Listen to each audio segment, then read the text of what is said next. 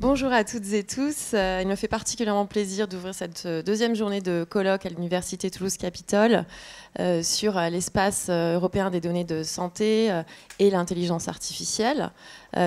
Colloque co-organisé, mais on va le dire très clairement, organisé par ma collègue et amie Nathalie de Grove-Valderon, que je remercie vraiment très sincèrement et très chaleureusement d'avoir tout organisé.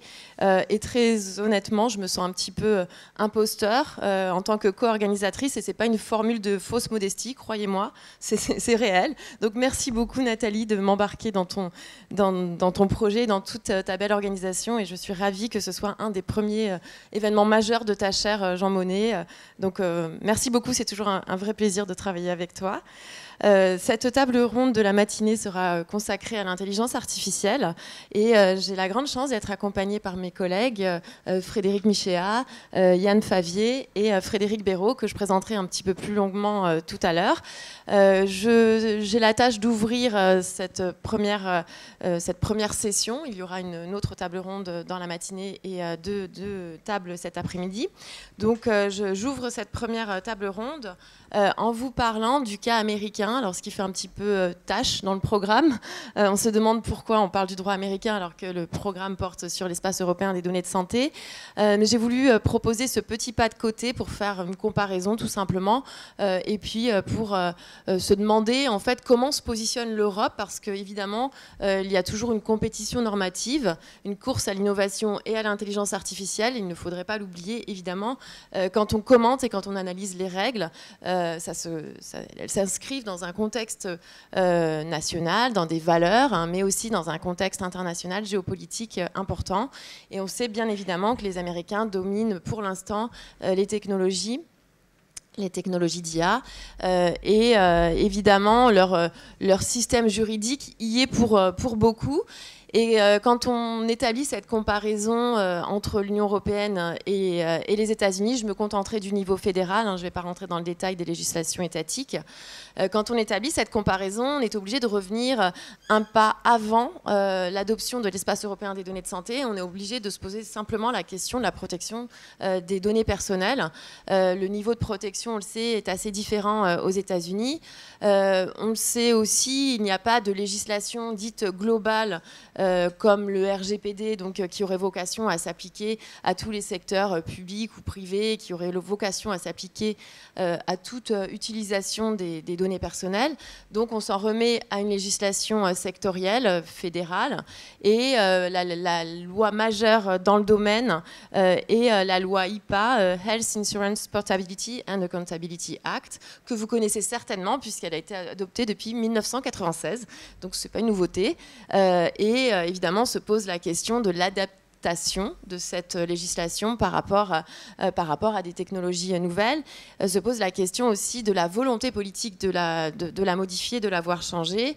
Alors j'indique d'emblée que la doctrine américaine, surtout la doctrine défenseur de la vie privée, de la protection des données personnelles, est très critique à l'égard de cette législation et considère qu'elle n'est pas adaptée au contexte actuel.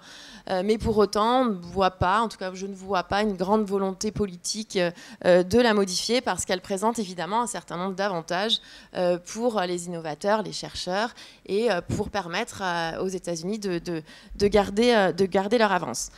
Alors j'ajouterai aussi, et Nathalie en a parlé hier, qu'évidemment la question de la protection des données personnelles est aussi au cœur de la réglementation, enfin, du règlement sur l'espace européen des données de santé, puisque la base juridique est double, l'article 114, mais aussi l'article 16 sur la protection des données personnelles, à l'instar du RGPD. Donc on est quand même aussi dans la lignée de cette réflexion de l'équilibre finalement entre la protection des données personnelles, du contrôle des données par les personnes physiques, par les personnes concernées, contrôle et accès à leurs données, mais aussi l'utilisation de ces données et permettre l'accès aux données au-delà d'un contexte primaire, hein, de l'utilisation primaire des données de santé.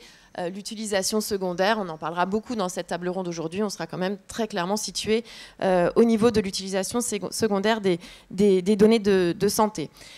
Alors, je vais me permettre de faire une rapide présentation de cette loi IPA. Et puis, selon le temps, j'ai promis à mes camarades de ne pas leur voler du temps, donc je me surveille. Selon le temps, je donnerai plus ou moins d'exemples de la mise en œuvre de cette législation dans le contexte de l'IA, et je donnerai des exemples d'outils, de systèmes mis en œuvre. Et sans surprise, on va retrouver une place importante des fameuses big tech, des grandes compagnies technologiques, évidemment, en particulier Google, qui depuis très longtemps se positionne dans le domaine de la santé. Alors, s'agissant de ce cadre, de la loi IPA, si on regarde son objectif majeur, d'emblée et dès le départ, donc dès 1996, il s'agissait bien sûr de s'assurer que les informations soient correctement protégées, mais de permettre la circulation de ces informations de santé nécessaires pour fournir et promouvoir des soins de santé de haute qualité, pour protéger la santé et le bien-être du public.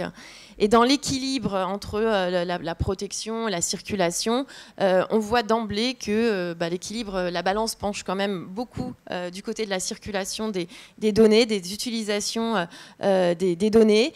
Et on ajoute aussi que le marché des soins de santé est diversifié et donc la règle de droit doit être flexible et globale.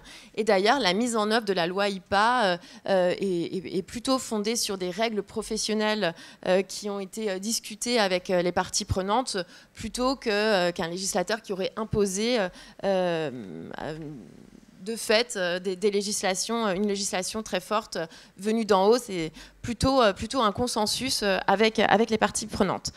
Si j'entre un petit peu dans le détail de cette législation et que je considère le champ d'application de la loi IPA, en fait, la loi IPA va s'appliquer dès lors que des entités couvertes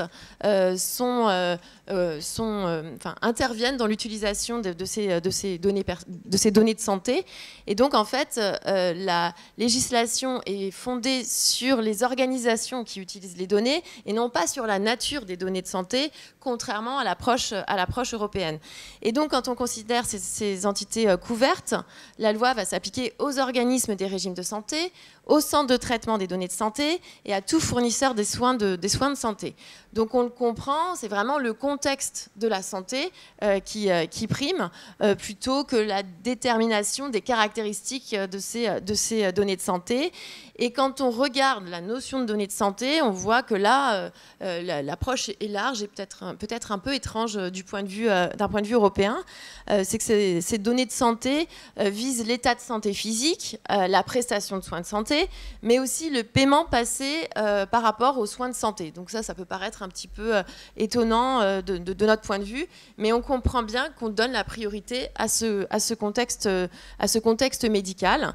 Et je vais distinguer d'ailleurs l'hypothèse où on se trouve dans un contexte médical, dans l'utilisation primaire ou surtout secondaire de ces données de santé, mais aussi dans un contexte hors contexte médical, dans un contexte non médical. Alors, si je reste dans le contexte médical et que j'envisage ce qu'on appelle l'utilisation secondaire du point de vue européen, les Américains parlent d'utilisation et divulgation autorisée. On ne parle pas de primaire et secondaire. On ne parle pas, bien sûr, non plus, je ne l'ai pas précisé, mais on ne parle pas non plus d'espace de données de santé et on ne parle pas non plus de gouvernance des données de santé. Donc, on est vraiment dans un modèle assez différent. Et donc, dans le cadre de l'utilisation et de la divulgation des données dans un contexte médical, l'utilisation secondaire des données de santé qui nous intéresse le plus est l'hypothèse où les données sont utilisées ou seront réutilisées à des fins de recherche, de santé publique ou d'opération des soins de santé. Et la recherche s'entend de façon assez large, puisqu'il s'agit de toute investigation systématique visant à développer ou à contribuer à des connaissances généralisables. Alors là, je ne vois pas ce qui n'entrerait pas dans les définitions de la recherche. Donc, on voit que cette utilisation va pouvoir être autorisée et elle va être autorisée sans l'autorisation d'un individu, parce que le principe américain est souvent le notice and consent. À partir du moment où vous a notifié, vous consentez et on peut faire à peu près ce qu'on veut des données de santé, des données personnelles de manière générale. Et là, on va même, donc, dans l'hypothèse de cette utilisation secondaire à des fins de recherche, on va même jusqu'à ne pas demander cette autorisation. Mais pour se passer de l'autorisation des individus, deux cas de figure. Un cas de figure que j'appellerais documentaire. C'est pas tout à fait c'est pas une formule officielle, mais vous allez comprendre. Et puis un deuxième cas de figure qui va être le fait d'utiliser des bases de données limitées qui va permettre effectivement l'utilisation en recherche. Alors l'approche documentaire, c'est simplement le fait que si on n'a pas l'autorisation d'un individu, on va quand même pouvoir, l'entité couverte va pouvoir utiliser et surtout divulguer à des destinataires des données, soit parce que l'autorisation a été donnée par un privacy board, donc un comité de la vie privée, donc, qui se serait assuré que le transfert et l'utilisation, la divulgation correspondraient à la loi. Bon, c'est quand même assez vague. Soit parce qu'il y aurait un protocole de recherche donc mis en place par le chercheur donc sur la base d'une déclaration de chercheur, donc un protocole de recherche dans lequel on estime que les données sont nécessaires à la recherche et si on respecte les données de santé telles qu'elles sont divulguées par l'entité couverte. Ou alors, troisième hypothèse, toujours déclaration du chercheur, mais sur des bases de données de personnes décédées. Et là, on aurait encore moins de contrôle, de vérification. Donc, vous comprenez d'emblée que la réutilisation à des fins de recherche, permise des entités couvertes, qui sont les entités primaires, finalement, qui collectent les données de santé dans un contexte d'utilisation primaire, on va basculer assez facilement dans une utilisation secondaire à des fins de recherche si on respecte l'une de ces documentations prévues par la loi avec très peu de contrôle dans les faits du respect de cette législation. Et la deuxième hypothèse revient à utiliser une base de données de santé limitée. Donc on va réduire cette base de données, toujours sans l'autorisation des personnes. Mais cette fois-ci, on est dans une logique d'anonymisation, puisqu'en fait, quand on parle de base de données de santé limitée, on pourrait s'attendre à ce que les données de santé, à ce que l'information elle-même soit limitée. En réalité, on va retirer des informations, on va exclure, il y a toute une liste, hein, je vous épargne la liste des 16 types d'informations concernées, mais ça va être par exemple les noms, les numéros de téléphone, les numéros de dossier, les numéros de sécurité sociale, etc. Vous comprenez que ce sont des éléments d'identification de la personne plus que de l'information de santé à part entière. Donc on voit que la logique ici est d'autoriser l'utilisation des données de santé dès lors que finalement qu'on aurait mis en œuvre une procédure d'anonymisation.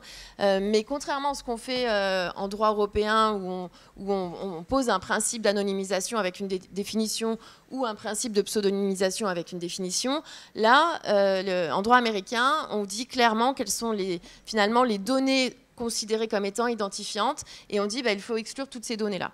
Et donc, à partir du moment où on a exclu ces données, on va pouvoir utiliser les données de santé. Hein, il reste vraiment l'information de santé, si je puis dire. Et donc, on va pouvoir effectuer des recherches. Et il faut obtenir à ce moment-là un accord d'utilisation des données à partir de cet ensemble limité de données. Donc, on va définir une finalité spécifique. Il va falloir identifier les personnes autorisées, donc les destinataires de ces bases de données limitées.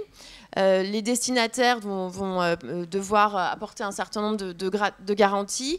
Et puis, s'il s'avère que le destinataire ou l'entité couverte initiale ont connaissance d'une violation d'un accord ou d'une violation de la loi, des règles de responsabilité vont pouvoir se mettre en œuvre. Il est aussi prévu, bien sûr, que tous les sous-traitants et toutes les personnes, bien sûr, qui seraient amenées à utiliser les données respectent aussi cet accord et respectent évidemment la législation. On prévoit aussi de ne pas réidentifier les informations, de ne pas chercher à réidentifier les personnes, ni à les contacter. Donc, au final, si je résume un petit peu ces règles, il est assez facile d'obtenir, de réutiliser secondairement ces données de santé à des fins de recherche, ce qui donne un avantage comparatif considérable à la recherche américaine dans le domaine médical. C'est évident, et comme je le disais, il n'y a en plus pas vraiment beaucoup de contrôle. On entend régulièrement des bris de sécurité. Alors évidemment, il n'est pas souhaitable qu'on en soit là en Europe. Il n'est pas souhaitable de ne pas protéger les individus. Mais on voit aussi qu'on ne joue pas dans la même cour, hein, finalement, pour dire les choses clairement, parce que les règles sont loin d'être... Le niveau d'exigence est très loin d'être équivalent. Alors, très rapidement, dans un contexte non médical, je dirais que la situation est encore pire, parce que si on n'est pas dans le contexte de la loi HIPAA, alors si vous vous souvenez de ce que j'ai dit au tout début, le champ d'application est lié aux entités couvertes. Donc si on n'est pas dans le cadre d'une de ces entités couvertes, l'utilisation des données de santé dans le cadre de ces entités couvertes, eh bien on est en dehors de la loi HIPAA. Et si on est en dehors de la loi HIPAA, certainement que rien ne s'applique, puisqu'il n'y a pas de législation globale par ailleurs qui serait un peu la voiture balai de la protection des renseignements personnels, des données personnelles. Il n'y a pas de voiture balai, il n'y a pas de législation globale, encore une fois. Donc ça veut dire que les données de santé sont laissées sans protection. Et encore une fois, comme on ne raisonne pas, on ne qualifie pas les données de santé par rapport à leur nature, mais par rapport à un contexte d'utilisation, eh bien, elles vont être librement utilisables et vont faire l'objet d'une libre circulation de ces données. On va simplement tomber dans le régime notice and consent que j'évoquais. Donc, on va notifier, on va dire, on utilise vos données pour tel ou tel usage, et puis les personnes consentent et on peut les utiliser librement. Donc, évidemment, c'est ce qui se passe très facilement avec toutes les applications de bien-être, de santé qui fleurissent sur nos téléphones portables en particulier. Et on sait aussi que ces collectes de données sont faites sans grande transparence ni grande sécurité, souvent dans la conservation, la protection de ces données personnelles. Et si on va un petit peu plus loin, très souvent ces données font l'objet d'échanges, puisqu'il y a tout un marché de données, de courtage de données. Les data brokers sont très importants aux États-Unis. Et en dépit des projets de loi pour essayer de les encadrer, il y a eu plusieurs tentatives, y compris d'ailleurs très spécifique dans le domaine de la santé. Il y a eu un projet de loi My Body, My Data Act au niveau fédéral qui n'a pas été adopté. Certains États ont réussi à adopter ce type de protection, mais le fédéral n'a pas réussi à le faire. Donc ça veut dire que pour les big tech, par exemple, c'est très facile d'aller acheter des données et c'est même pas la peine de passer un protocole de recherche. Si on veut certaines informations, on peut facilement les obtenir au travers de ces plateformes, ou de ces applications. C'est très facile d'obtenir via les courtiers de données un certain nombre de jeux de données pour faire de l'entraînement. C'est pas du tout un marché anecdotique, pour donner une idée quand même. Le marché du courtage des données, ça représente 200 milliards de dollars américains. Donc pour le simple partage de ces données, la simple commercialisation des données personnelles. Alors évidemment, quand on achète des jeux de données via des applications, la qualité des données n'est pas au rendez-vous. Enfin, on n'a pas les métadonnées, on n'a pas les contextes, etc. Et puis bien sûr, ce ne sont pas toutes les données qu'on peut avoir sur les applications. Évidemment, ce n'est pas toutes les données de santé. Et dépendamment de ce que l'on veut faire, on ne va pas obtenir ce que l'on souhaite. Mais précisément, si on n'a pas le contexte de collecte de ces données, la question de la qualité de ce qui est produit au travers de ces jeux de données pose la question de la discrimination, par exemple, ou de l'efficacité de la recherche. Donc, quand même, malgré tout, la plupart des utilisations secondaires se baseront sur un protocole de recherche pour obtenir de la qualité, pour obtenir une IA de qualité, puisque c'est ce qu'on cherche à faire. Dans les 3 dernières minutes qui me restent, je voudrais vous donner quelques exemples de l'utilisation de l'IA par les grandes compagnies. Alors, j'ai cité Google tout à l'heure. Effectivement, Google Research et Google Cloud sont très actifs dans le domaine domaine de la santé, aussi bien pour les professionnels de santé que pour la recherche. Et là où il va être très difficile pour l'Union européenne, je vais peut-être me concentrer que sur cet exemple parce que je n'ai pas le temps de vous donner tous les exemples, mais là où il va être difficile de comparer finalement la situation de l'Union européenne avec les États-Unis, c'est que finalement, à partir du moment où on a une législation souple sur l'utilisation des données, l'utilisation secondaire des données de santé, à partir du moment où on n'a pas encore de réglementation de l'IA et à partir du moment où on n'a pas vraiment besoin de cadre pour un espace de données, une gouvernance des données, finalement la gouvernance va passer par les technologies et par les entreprises. On le sait que les technologies ont une fonction normative et finalement la gouvernance passe par les outils. Et Google propose un certain nombre d'outils aux professionnels de santé et de plus en plus intégrant de l'IA générative. Je vous donnerai l'exemple de MedLM. C'est un outil, un système qui a été mis en œuvre par Google Research et qu'il a déployé sur le marché à partir depuis décembre dernier. Et donc, c'est un modèle de langage qui permet, qui commence à être déployé dans certains hôpitaux américains, qui permet dans le système aux urgences, dans les services d'urgence, au personnel de s'adresser au système. Donc c'est un système de langage qui va intégrer. On passe du langage oral à l'écrit, et donc le système fait des pré-rapports, d'observation, pré-rapports de consultation. Bien sûr, les médecins vérifient les rapports et les rapports sont ensuite automatiquement envoyés. Donc, c'est un projet de notes médicales sont ensuite automatiquement envoyés dans le dossier médical électronique, ce qui fait évidemment gagner beaucoup de temps. Et donc, ça utilise évidemment des modèles de langage, ça utilise des analyses de données et évidemment le transfert de données. Alors, vous voyez, quand on est face à ces outils directement performants, c'est très difficile dans le contexte européen d'imaginer relever le défi. Bon, je passe tous les autres exemples, on pourra en parler à la pause. C'est très difficile d'imaginer le défi quand on pense aux aspects opérationnels de mise en œuvre. Donc finalement, je dirais, pour terminer, c'est ma dernière phrase, qu'en droit américain, on n'a pas de grands modèles juridiques, mais par contre que la technologie est évidemment là, et c'est la technologie qui va faire la norme dans le domaine. Je vous remercie.